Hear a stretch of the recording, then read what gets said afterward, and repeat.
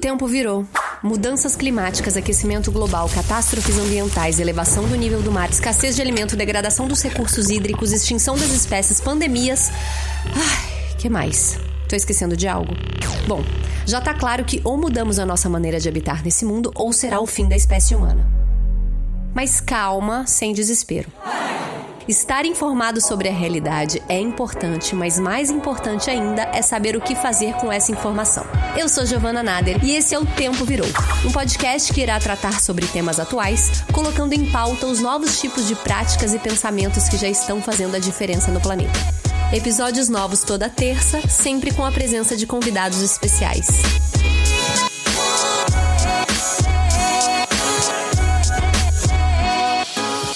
Uma área equivalente à cidade de Porto Alegre foi desmatada na Amazônia apenas no mês de abril desse ano. Desculpa começar esse episódio com essa triste informação, mas é importante a gente se ater à realidade. O desmatamento é talvez o maior desafio ambiental da população mundial. A destruição de florestas e matas nativas provoca todo tipo de problema ecológico que vocês possam imaginar, desde mudanças climáticas até degradação do solo, extinção de espécies, pandemias. E o Brasil é o país central dessa discussão porque nós temos a Amazônia, que é a maior floresta tropical do mundo, com 1/3 das árvores do planeta, com a maior biodiversidade, a maior bacia hidrográfica, com 20% de toda a água doce do mundo, e tudo isso pode literalmente cair por terra se continuarem a destruir nossa floresta como fazem hoje. A principal causa do aquecimento global são as emissões de gases de efeito estufa, e no Brasil, a maior parte dessas emissões é resultante de desmatamento, provocado pela atividade ilegal da agropecuária, que destrói florestas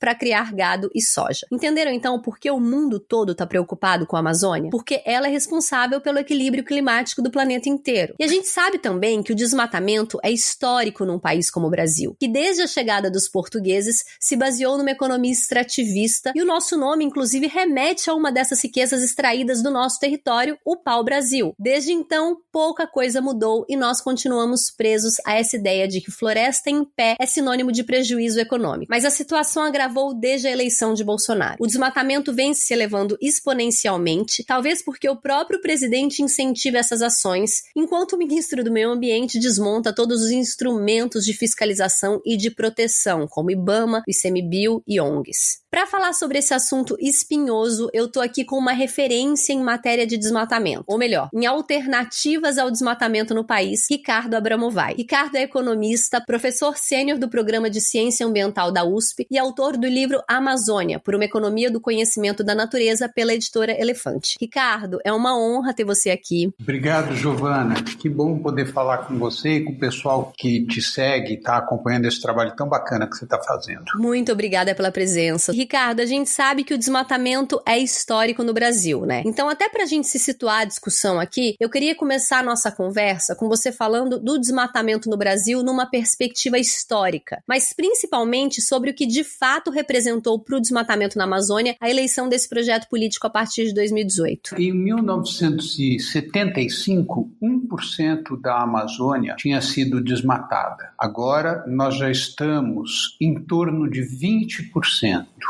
entre os cientistas existe um debate super interessante, mas dramático. Qual é o tipping point? Ou seja, qual é aquele ponto em que, se você chegar a ele, a floresta vai passar por um processo de savanização, ou seja, ela vai se transformando ao longo de poucos anos num cerrado e, portanto, ela deixa de preencher as funções, ela deixa de oferecer os serviços ecossistêmicos que hoje ela oferece. Quais são esses serviços? Basicamente, água. 70% do abastecimento das hidrelétricas brasileiras tem origem em águas que estão em áreas protegidas da Amazônia. Se a floresta perece, nós não vamos ter essa água. Então, o Brasil, que é um país que tem uma energia com muito menos emissão de carbono do que os outros países, ficaria numa situação difícil. E aí a gente vai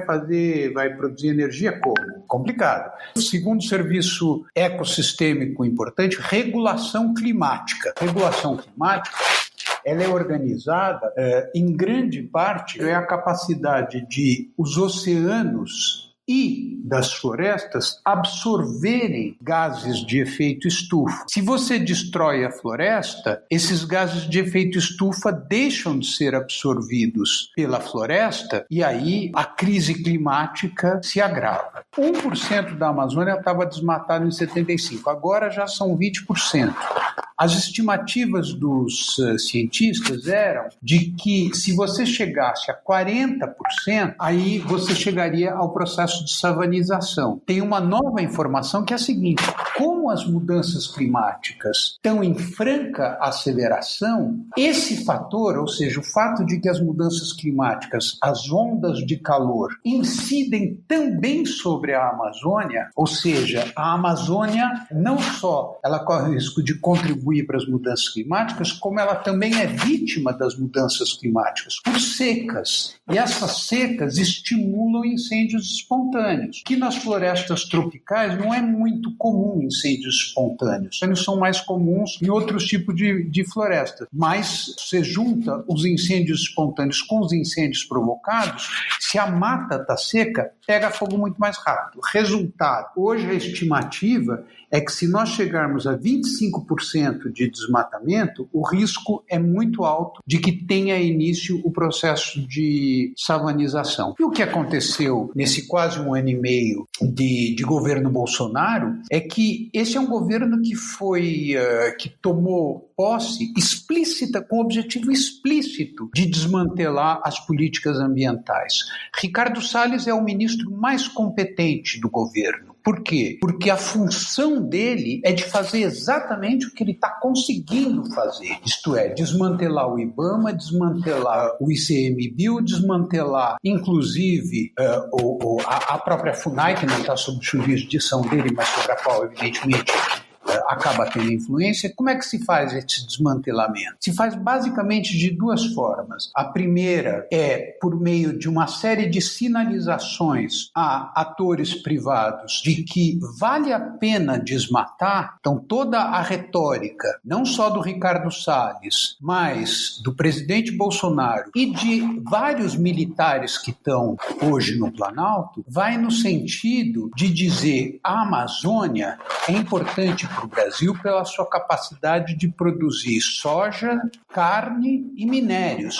O resto deixa para lá. Então, essa história de floresta em pé, índio, né, eles se referem às populações indígenas como índio, é uma forma muito desrespeitosa, porque quando você fala em populações indígenas, você está se referindo a um conjunto que tem uma riqueza cultural e um patrimônio cultural, inclusive material, uma cultura material, que são importantíssimas para o Brasil. Já o índio não. O índio é um cara meio fora da civilização, que você vai fazer o favor de trazer para a civilização branca e ele tem que ficar quietinho e agradecer.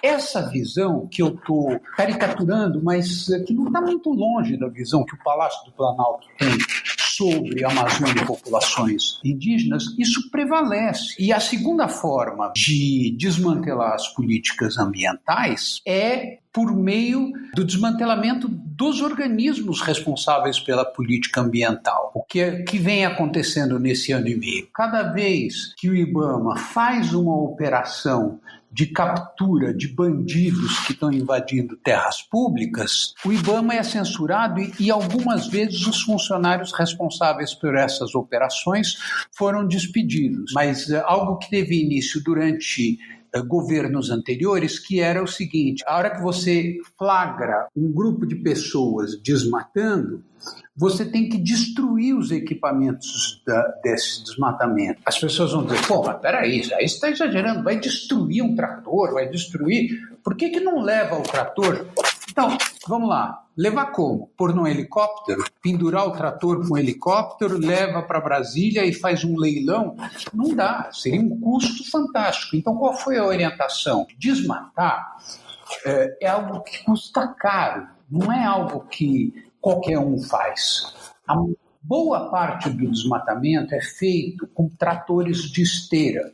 Trator de esteira é um troço caro. Para chegar o trator de esteira na Amazônia e fazer a operação de desmatamento é um negócio que custa, certo? Então, o único jeito é tocar fogo e destruir esses equipamentos para que o bandido desmatador ele tenha que assumir os custos da operação ilegal que ele estava tentando fazer. Pois bem, o governo Bolsonaro interrompeu isso. Sim, inclusive você fala no seu livro, né, que entre 2004 e 2011, se não me engano, a gente teve uma redução drástica desse desmatamento, né? Inclusive o Brasil até ganhou prêmio. O Brasil foi considerado pelas Nações Unidas como o país que isoladamente deu a maior contribuição do mundo na luta contra as mudanças climáticas entre 2004 e 2012.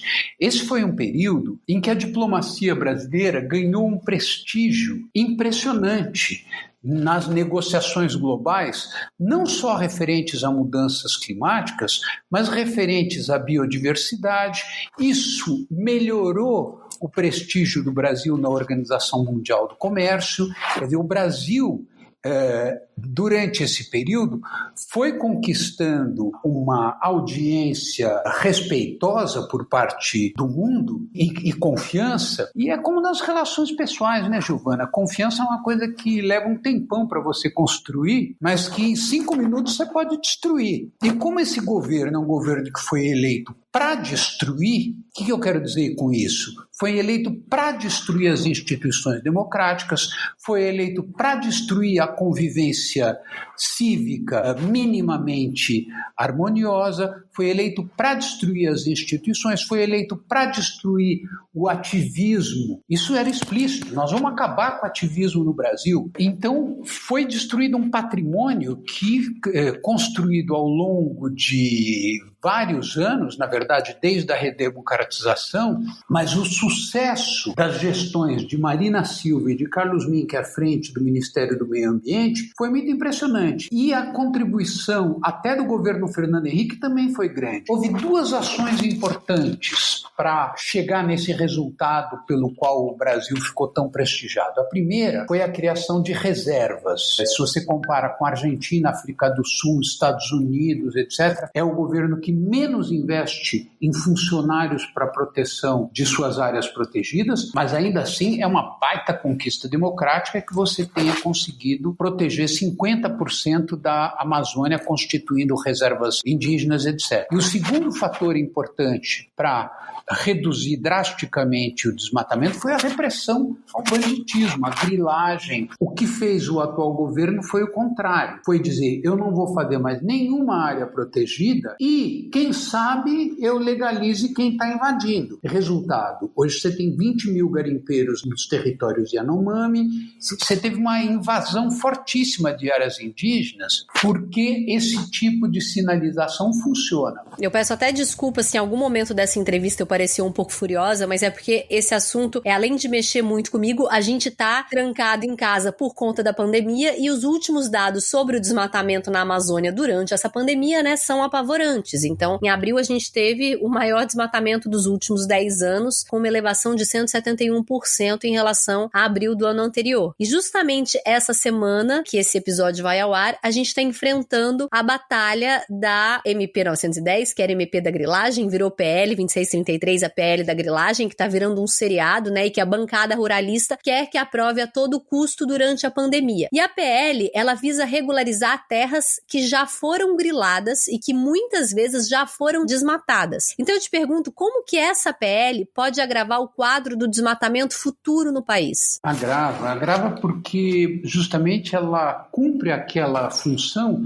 que é a de sinalizar para os invasores. Quando teve toda a discussão do Código Florestal em 2012, a revisão do novo Código Florestal, ele legitimou práticas que não eram toleradas pelo Código Florestal, mas que eram tão generalizadas que o realismo exigia que você dissesse, bom, não dá para a gente pôr todo mundo que está na Amazônia na clandestinidade. Então, é o seguinte, a partir de agora vamos zerar quem ocupou até 2008, não importa se foi legal, tudo bem, mas agora chega, tá, gente? Só que a sinalização que ia sendo dada era que chega coisa nenhuma, vamos em frente. Então, o 2008 vira 2011. Quem invadiu até 2011 vai poder ser legalizado. E agora vira 2018. Sendo que haveria muito facilmente instrumento para você ver exatamente quem desmatou e quando. Há uma organização chamada MAP Biomas, que é constituída por uma rede de organizações não governamentais, de ativistas e de organizações de pesquisa, tem um baita prestígio internacional, e que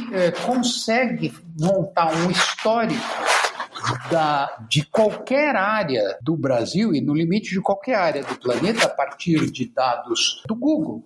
Dados da NASA e do Google, e que você consegue demonstrar ao longo do tempo como foi a utilização daquela área. Então não dá para dizer, não, a gente não sabe quem é invasor e quem já estava aqui há um tempão, então paciência, não vamos prejudicar quem já estava aqui há um tempão, mesmo que seja beneficiando o invasor. Isso não é verdade, porque você tem os meios de distinguir no tempo quem é, e tem uma coisa muito grave com relação a isso que você estava dizendo, a gente está aqui em casa, vendo que o fato da gente está em casa está ao menos trazendo de maneira efêmera, provisória, mais um benefício, que é o fato de que no mundo, até o final do ano, pela primeira vez desde a Segunda Guerra Mundial, as emissões de gases de efeito estufa globalmente vão cair 6%. Caem? Sim, mas não no Brasil. Por que não no Brasil? Porque o Brasil, isso é muito importante, o Brasil e a Indonésia são os dois únicos países do mundo cujas emissões são compostas majoritariamente ou quase majoritariamente por desmatamento. Isso é muito importante porque quando você fala da Índia, da China, da África do Sul, dos Estados Unidos, da Alemanha, do Japão, o desafio da luta contra a crise climática é um desafio científico e tecnológico notável, porque você tem que modificar como as emissões desses países vêm fundamentalmente da queima de combustíveis fósseis. Você tem que modificar a produção de energia, você tem que modificar a matriz de transportes, você tem que modificar sistemas de produção e de distribuição, ou seja, é uma coisa que mobiliza ciência e tecnologia. Agora, vamos ver qual é o grande desafio científico e tecnológico para você acabar com o desmatamento? Nenhum. Você não precisa de nenhuma ciência, nenhuma tecnologia para acabar com o desmatamento. Você só precisa ter seriedade, democracia, transparência e governo que não seja comprometido com a criminalidade, com a invasão de terras e com uma visão de mundo que vem da Guerra Fria. Poderíamos nos apresentar ao mundo como o país exemplar em termos de emissão de gases de efeito estufa. No entanto, hoje, por exemplo, nós somos o vilão do mundo num tema que é estratégico para o futuro da vida na Terra, que são as mudanças climáticas. E quando a gente está falando desses inimigos da floresta, né, a gente está falando de grileiro, mas a gente também está falando do madeireiro, do garimpeiro, do agronegócio. E claro, eles promovem esse desmatamento pelo interesse de se enriquecer. Mas por trás desses interesses tem toda uma visão e um modelo de desenvolvimento econômico que dá sustentação a esse tipo de atividade, né? E no seu livro, logo no início, você tenta mostrar que além de todas as questões ecológicas envolvidas, o desmatamento é um contrassenso também do ponto de vista econômico. Eu queria que vocês falassem quais são esses argumentos que sustentam a ideia de que desmatar é benéfico para a economia e por que eles são equivocados. Para responder a tua pergunta, a primeira coisa importante é lembrar que não é todo o agronegócio que está comprometido com o desmatamento na Amazônia. Eu vou te citar um exemplo bem concreto. A Mesa Redonda da Soja Sustentável reúne 7 mil produtores de soja no Brasil, nos Estados Unidos, na Argentina, na China, em Moçambique, em vários países, e eles soltaram um manifesto chamado Desmatamento Zero Já. Não é desmatamento ilegal zero, é desmatamento zero. Isto é, para que a produção de soja atenda à demanda mundial, segundo esses agricultores, segundo esses produtores, o acordo era o seguinte: as trades não compram soja de terras desmatadas depois de 2008. E isso foi uma coisa importante, porque era uma sinalização para que não adianta você desmatar, que você não vai... Tudo bem, você até vende, mas você não vende para Dreyfus, para Cargill, a Cargill assinou esse negócio. Pois bem, a Associação Brasileira dos Produtores de Soja soja, agora, alguns poucos meses, entrou com uma ação na justiça dizendo que isso era dumping, ou seja, que isso feria a concorrência, que as tradings tinham que ser obrigadas a comprar soja, tanto de quem está fazendo as coisas dentro da legalidade, como de quem está desmatando. Agora, o consenso hoje entre quem é agricultor profissional, etc., e quem estuda esse tema, é esse: não é necessário você desmatar mais nada para que você possa ter uma oferta agropecuária, tudo o que você quiser, e 2, o desmatamento é um desperdício de riqueza extraordinário. E como o desmatamento é feito em 90% dos casos de maneira ilegal e por organizações ilegais, ele tem como consequência criar um ambiente altamente desfavorável a investimentos inovadores na Amazônia. Então, veja, o Brasil, essa observação estrategicamente para a natureza do crescimento econômico do Brasil, ela é fundamental. Por quê? Porque o nosso crescimento econômico hoje, e isso vem dos últimos 20 ou 30 anos, ele é um crescimento econômico que se apoia fundamentalmente num processo de reprimarização da nossa vida econômica. Nós já fomos um país que teve alguma expressão em termos de inovação tecnológica e industrial. 40 anos, nós éramos mais ou menos equivalentes à China e à Coreia do Sul. Nesses últimos 40 anos, China e Coreia do Sul decolaram em termos microchips, indústria automobilística, indústria de televisão, etc. E nós fizemos o quê? Soja, carne, milho e assim por diante, cana-de-açúcar, etc. Tudo bem, são produtos até que têm tecnologia, mas a nossa capacidade de agregar inteligência, conhecimento e informação ao que nós fazemos, traduzir isso nos mercados internacionais, foi ficando cada vez mais baixa. A exploração sustentável da Amazônia, ou seja,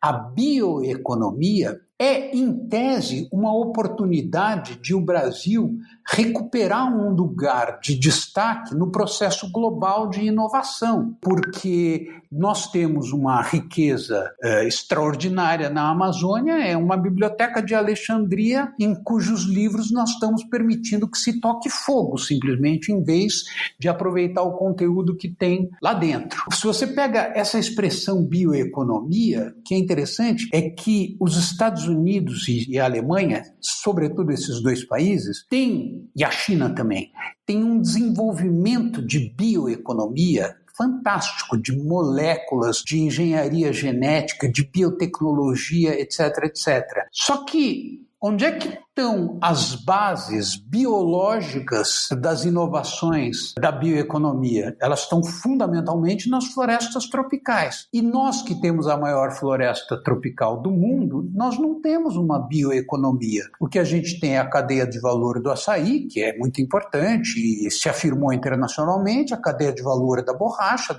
da castanha, etc. Mas nós não temos nada em termos de exploração real da biodiversidade da Amazônia. O que a gente sabe é pôr a floresta abaixo para cultivar soja, criar gado, etc. Então, esse é um desafio estratégico do ponto de vista empresarial. E ele também é avesso à democracia. Por quê? Se você tem uma região tão importante do Brasil em que as leis não são respeitadas, você generaliza uma forma de convivência entre as pessoas que se apoia no completo desprezo pelas instituições, pelos limites, pelo respeito aos outros. É um mundo onde quem tem arma e quem tem força ganha a parada. Obviamente, você não vai ter investimentos inovadores nesse clima. O que você vai ter é soja, gado, exploração de minério e destruição. E aí a gente vai para a sua teoria, que eu tô louca para entrar nela, que é, no seu livro você demonstra que existem outros projetos viáveis economicamente que conservam a Amazônia em pé, com nível de desmatamento zero, que é a economia do conhecimento da natureza. Explica pra gente sobre essa teoria e por que ela deve ser colocada em prática o quanto antes. A economia do conhecimento da natureza, ela faz parte da bioeconomia. Um dos resultados importantes, a bioeconomia representa 5% do PIB norte-americano e representa $1 trilhão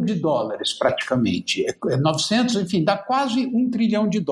Na Alemanha também você tem vários institutos de pesquisa voltados para a bioeconomia, etc. O que que é a economia do conhecimento da natureza? Essa expressão foi usada pela professora Berta Becker, saudosa professora Berta Becker, em oposição à economia da destruição da natureza. A economia do conhecimento da natureza significam duas coisas. Primeiro, desenvolver cadeias de valor apoiadas em produtos da biodiversidade da floresta tropical. Hoje nós temos isso com o açaí, muito problemático, porque no açaí, por exemplo, você ainda tem muito trabalho infantil, coisas que são inadmissíveis para uma sociedade democrática. De qualquer maneira, é um produto da floresta. Se tem isso em parte com o cacau de qualidade, com a borracha, com a castanha do Pará, tudo isso. E, além disso, você tem a possibilidade de exploração de moléculas da biodiversidade, ou seja, de desenvolver biotecnologias, engenharia genética, com produtos químicos, produtos farmacêuticos, produtos cosméticos que podem ser muito promissores. O Brasil tem hoje um paradoxo que é, embora ele tenha a maior biodiversidade do planeta, a sua indústria farmacêutica é uma indústria caracterizada por baixo conhecimento. A indústria farmacêutica de alto conhecimento foi embora do Brasil. O Brasil só produz gêneros de baixo valor agregado em termos de indústria farmacêutica. A economia do conhecimento da natureza significa você organizar um conjunto de organizações, de startups. Isso, em parte, heroicamente, vem sendo feito por organizações como o Centro de Empreendedorismo da Amazônia, o IDESAN, que é uma ONG que atua na Amazônia, mas enquanto isso não for objeto de uma política pública com objetivos estratégicos definidos, onde a bioeconomia tem uma função fundamental. Por que é tão importante a bioeconomia? Porque como o crescimento econômico do mundo se apoiou na extração sistemática de riquezas naturais, agora qual é a grande preocupação de todo mundo, das Nações Unidas, mas da bioeconomia dos Estados Unidos, da Alemanha, etc., é que você possa ter uma produção industrial que utilize cada vez menos recursos naturais, porque esses recursos vão ficando cada vez mais escassos. Então, usar com inteligência esses recursos naturais é alguma coisa estratégica para o futuro, entende? Quer dizer, você vai ter que substituir petróleo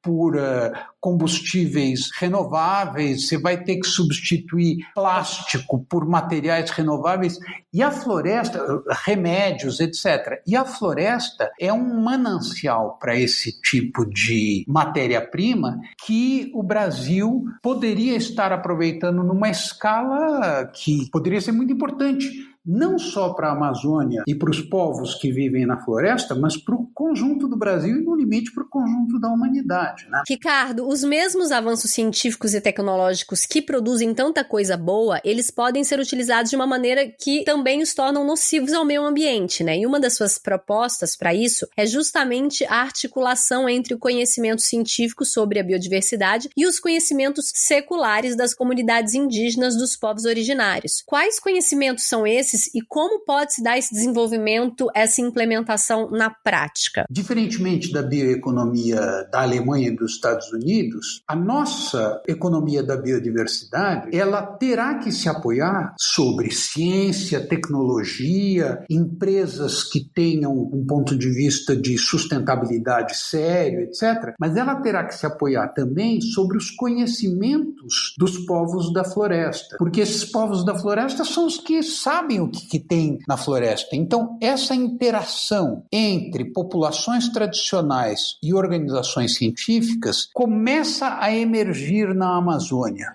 Tem, por exemplo, um programa do Instituto Socioambiental, que é o programa Sementes no Xingu. Quem conhece as sementes que crescem naquela região, em que tempo, etc., são as populações indígenas. Então, o que fez o ISA? O ISA colocou o seu conhecimento para mobilizar as populações indígenas com as quais ele trabalha, no sentido dessa população fornecer os conhecimentos a respeito das sementes da floresta. Então, em vez do plantio plantio para reflorestamento ser feito por muda, ele passa a ser feito por sementes, e houve uma aliança entre populações indígenas, o Instituto Socioambiental, a Embrapa, lá da região em que isso é feito, perto de Canarana, e o reflorestamento mudou de natureza. Por quê? Porque se apoiou numa junção entre o conhecimento científico da Embrapa, o conhecimento tradicional das populações indígenas, houve uma adaptação de máquinas para fazer esse plantio de sementes. Esse é apenas um exemplo de alguns outros exemplos que existem já de como os conhecimentos tradicionais, ou seja, a cultura material dos povos da floresta, de dar uma contribuição importantíssima para o nosso desenvolvimento. Que deveria ser não só respeitada, né, reverenciada, como sacralizada também. Se a gente tivesse tido essa troca antes, talvez a gente não estaria nesse momento apocalíptico que a gente se encontra. Agora, Ricardo, o IPCC lançou um relatório em 2018 que dizia que para que não houvesse aquecimento global, a gente deveria praticar o desmatamento zero desde já, né? Isso lá em 2018. Ou seja, 2020, cá estamos, né? Ele só aumenta, ferrou. E eu imagino que muitas pessoas se sentem como eu me sinto, né? Que é esperando algum milagre acontecer para fazer esse desmatamento parar. E aí, aqui, parafraseando Gilberto Gil, é sempre bom lembrar que um copo vazio tá cheio de ar. Então eu te pergunto, talvez até em alguma esperança de resposta positiva, como você acredita que a gente pode reverter isso desde já? Não sei, criação de leis rígidas, boicote internacional.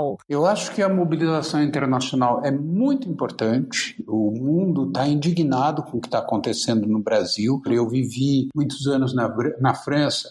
O Brasil é um país que tem uma imagem simpática. É o país da bossa nova, é o país do samba. E agora não, né? É o país da violência, é o país... Então, é o país da destruição da Amazônia. Então, isso, a pressão internacional é muito importante. Nessas leis que você citou anteriormente, houve grandes empresas globais protestando contra a aprovação, a submissão da votação dessas leis no Congresso agora. Eu não me lembro disso anteriormente, quer dizer, uma mobilização de empresas. A grande dificuldade, quando é que foi feita alguma coisa realmente mobilizadora com relação à Amazônia no Brasil? A partir daquele dia em que o céu de São Paulo escureceu. Lembra disso? Sim. A pessoa, né, o empresário da Faria Lima entendeu que o desmatamento também estava ligado com a vida dele, né? É mais que ele, porque ele já sabia disso, né? Ele lê jornal, ele lê imprensa internacional e tal. Mas para a população em geral, e esse é um problema muito sério com relação a mudanças climáticas. Por que a mobilização com relação à Covid-19 foi tão ampla e generalizada e a mobilização contra as mudanças climáticas é tão precária? Embora exista, tem a Greta, tem um movimento de juventude que é importante, mas não se compara, né?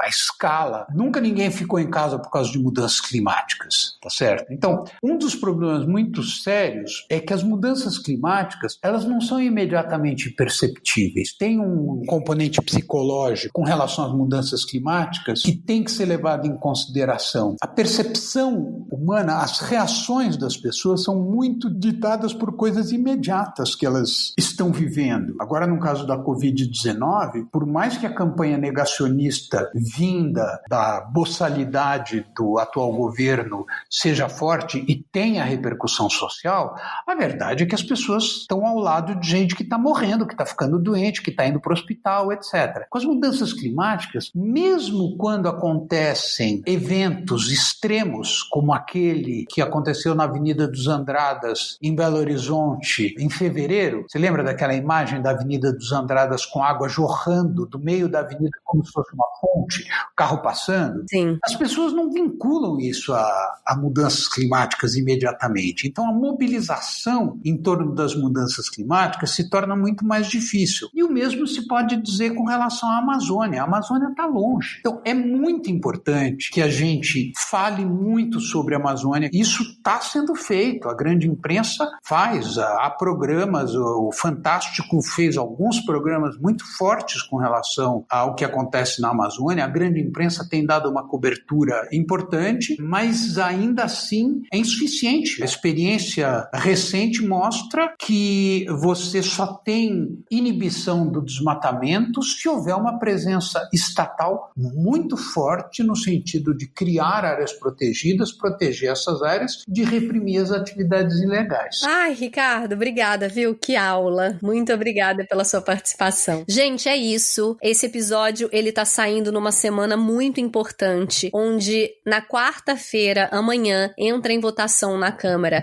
já pela terceira semana consecutiva que ela vem sendo adiada, a PL 2633, como eu havia dito anteriormente. Ela é uma PL onde, na teoria, se diz regularizar terras públicas para pequenos produtores. Na prática, ela aumenta a grilagem, aumenta desmatamento, aumenta a invasão de terras, assim como o Ricardo falou. Então, é muito importante, mesmo que de casa, a gente se engajar politicamente e pressionar políticos envolvidos, deputados envolvidos nessa PL, para que essa PL não seja aprovada. Então, eu convido vocês a irem nos perfis, tanto do Twitter quanto do Instagram, desses políticos. Na página do Instagram do Tempo Virou, a gente fez um post colocando ali todos os arrobas de todos os políticos que a gente deve pressionar. Mais do que nunca, a gente precisa se informar de fontes confiáveis sobre o que está acontecendo na Amazônia, sobre a questão do desmatamento. Inclusive, deixo aqui a dica do livro do Ricardo, Amazônia. É uma ótima fonte, é super esclarecedor, é fininho, inclusive, não tem nem desculpa pra não ler. E é isso, a gente tá junto. Eu sei que a luta não tá sendo fácil, a gente ainda tem um longo caminho pela frente, mas eu tenho certeza que essa nossa pressão popular e esse nosso engajamento vai sim conseguir frear alguma coisa, alguma questão do desmatamento. Muito obrigada